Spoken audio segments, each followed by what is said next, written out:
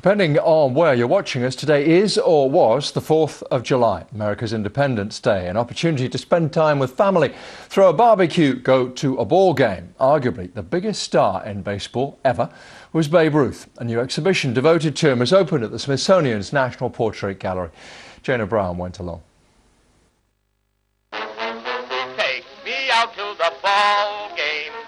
Is it really possible to say anything new about Babe Ruth?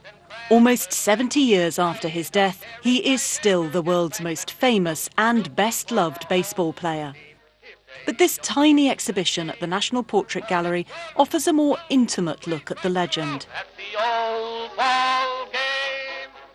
This family snap shows Babe Ruth with his wife and a toddler they claimed was theirs. In fact, the child was Babe Ruth's daughter with another woman. He had a private life. And what a private life he had. I mean, it was scandalous had it been out there. But he knew that things wouldn't be published. And so individuals had a sense of privacy that's gone today. We don't have that sense anymore. Babe Ruth was an American original, an icon to many on and off the field.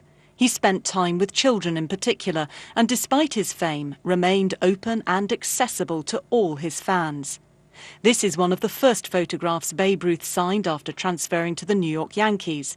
Like all his autographs, it's painstakingly written with his right hand, even though he was left-handed. And long after his death, his image endured. This cover for Time magazine was published in 1976 to celebrate the reopening of Yankee Stadium. Babe Ruth will always be Babe Ruth through the ages. And even though his home run record has been broken, by Hank Aaron, that mark of 714 will always be there. It will be noted. The next player to reach 714, it will make news. And there are very few people that will ever reach that.